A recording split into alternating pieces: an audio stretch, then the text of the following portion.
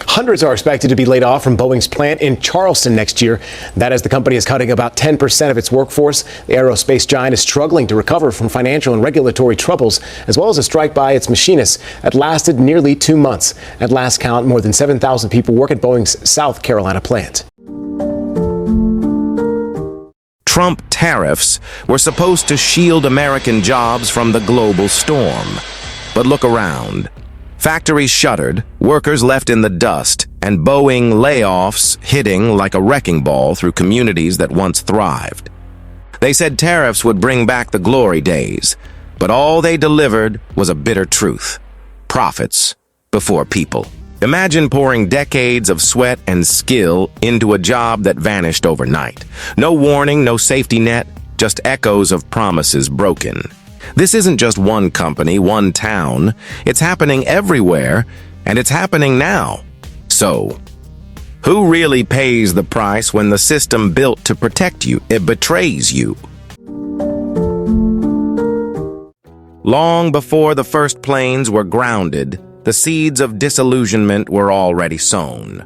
Quiet whispers that turned into a collective unease, like a slow leak in the hull of a ship no one wanted to acknowledge. Our trade wars had always felt like a distant threat, a political chess match played in sterile conference rooms far removed from the hum of assembly lines and the smell of oil on the factory floor. But gradually, those abstract debates became real, dripping into every paycheck, every dinner table conversation, until even the most loyal workers couldn't ignore it anymore. The impact of Trump tariffs on American jobs, at first just another soundbite on the evening news, soon crept into every small-town conversation. It wasn't just about Boeing anymore. It was about the man next door who'd spent 20 years perfecting his craft, only to be told the parts he needed now cost twice as much. It was about the single mom down the street who got her pink slip just before Christmas, the one who'd always believed that loyalty would be repaid in kind. Imagine driving past a shuttered warehouse that once employed hundreds. Now it's just a shell, weeds pushing through cracked concrete. That's not a statistic. That's a symbol. A reminder that profits before people isn't just a slogan. It's a lived reality. When the headlines screamed about America first, the people living it saw only Boeing layoffs and empty promises. And for the first time, even the most faithful voices began to ask, whose America are we protecting anyway? This is the undercurrent you feel in every conversation now, an unspoken question that's impossible to ignore. The old belief that hard work would always pay off is starting to crack. Under the weight of rising costs, shrinking opportunities, and a sense that the rules of the game were never meant to protect them. If this sounds familiar, you're not alone. Because behind every bright slogan about trade wars and tariffs lies a simple, brutal truth. When the ground shifts, the people who held it up for decades are the first to fall. And that's where our story truly begins. Because the trade war's winners and losers are not just numbers on a chart, but the very foundation of who we are. Now, let's talk about what happens when the bottom falls out.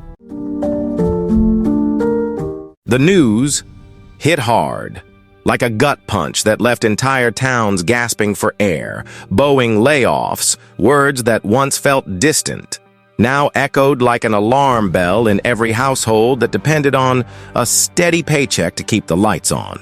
At first, people tried to hold on to hope, clinging to the idea that tariffs were supposed to protect American jobs. But that promise unraveled fast. Steel prices soared, components disappeared into the tangled web of international supply chains, and suddenly, the American worker found themselves paying more to build the very products they once exported with pride. Imagine a machinist who spent decades perfecting a part that powered the world's most advanced aircraft, only to watch his factory close because the price of steel doubled overnight. He went from pride to panic in a single quarterly report, left wondering how patriotism could cost him everything. That's the contradiction no one wants to talk about. Tariffs were meant to keep jobs at home, but they became the hammer that smashed them instead. The impact of Trump tariffs on American jobs, once debated by politicians in suits, was now a reality that families had to face head-on. Have you ever stood in a grocery store and wondered how you'd stretch your last paycheck? Or watched your neighbor's for sale sign go up after 20 years of living next door? That's what Betrayed by America looks like in the real world. Not a headline, but a heartbreak.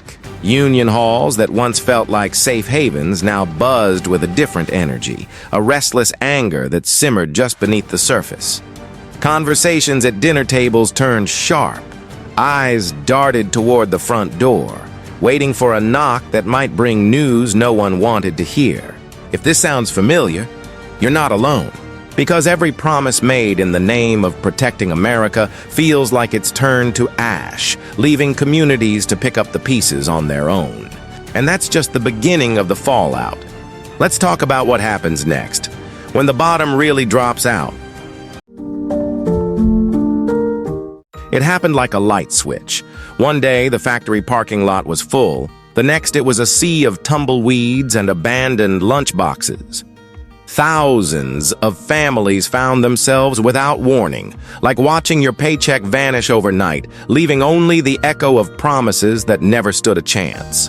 The impact of Trump tariffs on American jobs was no longer a talking point in Washington or a bullet on a corporate earnings call. It was a father calling the bank, voice trembling, asking how long before the mortgage eats his last savings. It was a mother explaining to her kids why the lights might flicker, why the fridge might be empty.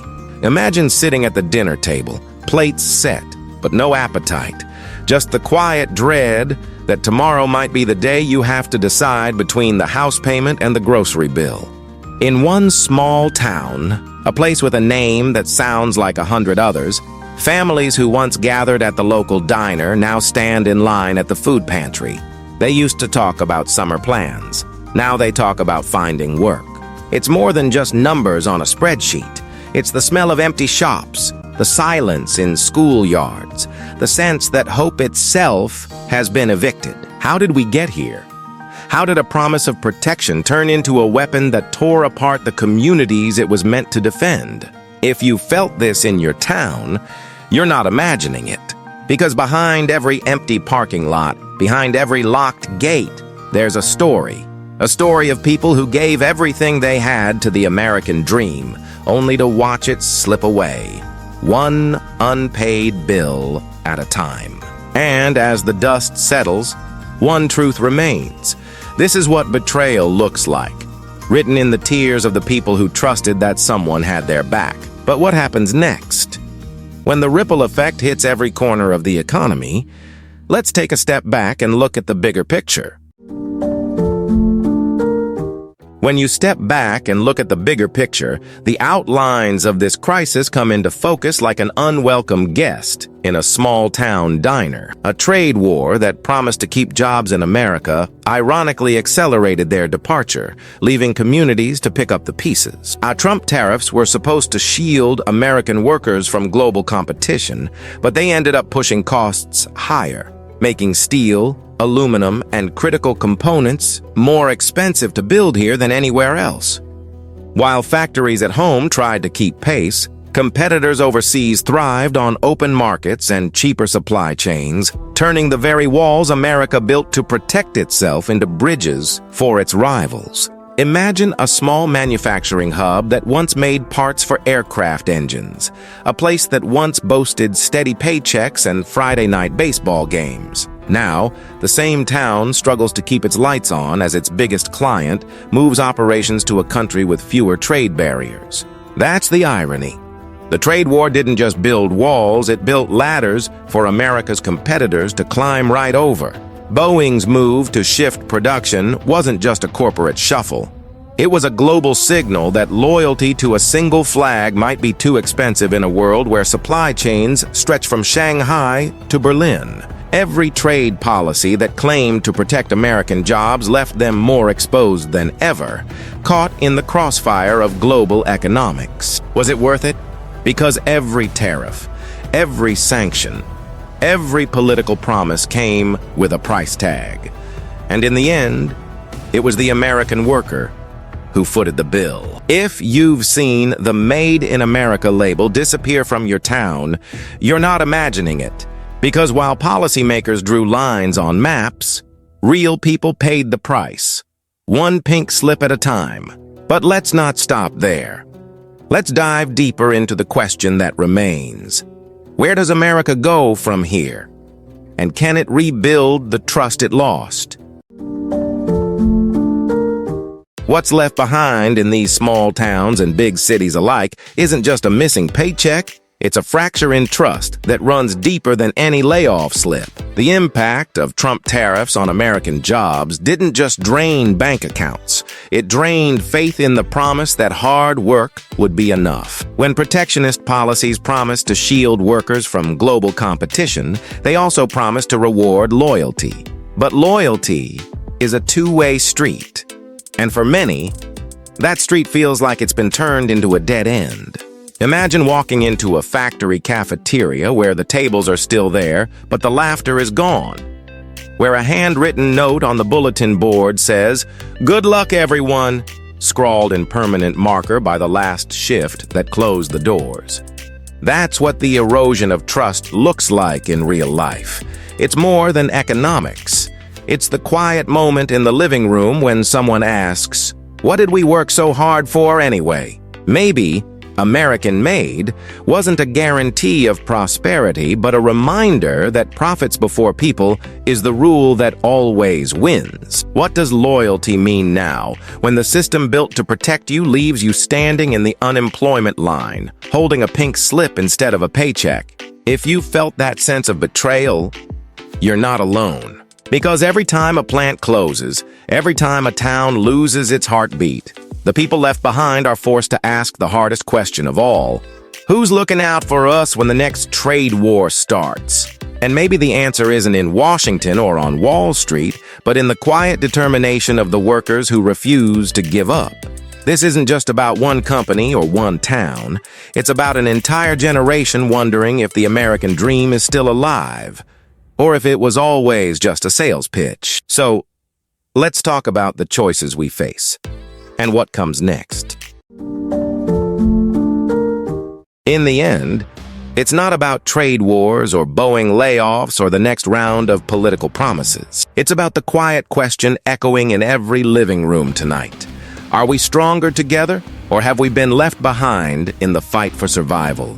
We've spent decades believing that loyalty to the brand on the side of the factory was loyalty to the American dream. But when the impact of Trump tariffs on American jobs came home to roost, it wasn't the CEOs or the lobbyists who felt the pain. It was the machinist who worked double shifts to keep the lights on. The single mom who believed a good job was the ticket out of poverty. The families who gathered around dinner tables lit by candlelight because the power bill was just another thing they couldn't pay. This isn't a statistic. It's the quiet realization that the people who built this country are the first ones to pay when the game changes. And the game always changes. Factories that once buzzed with pride now stand like tombstones, reminders of what we had and what we lost. When the dust settles, will we find hope in each other? Or will the lessons of this trade war fade like the memories of better days? Who's looking out for us when the next trade war starts? It's a question that matters, because at the end of the day, the profits before people mentality doesn't just hurt economies. It destroys trust. It destroys communities. It destroys lives. So what do we do now? Do we let this cycle repeat? Watching as promises turn to ashes and headlines fade, leaving nothing but the scars on the people who kept the engines running? Or do we find a way to stand together, even when the system seems determined to push us apart? It's not an easy question, but it's one we have to ask. Because every time we think this story is over, another chapter begins. And it's always the same people who pay the price. So, tonight, as you sit with these words, ask yourself, would you let this happen where you live? Because no trade war, no policy, no company is more powerful than the people who refuse to be forgotten. No story ends until the people who lived it decide it's over.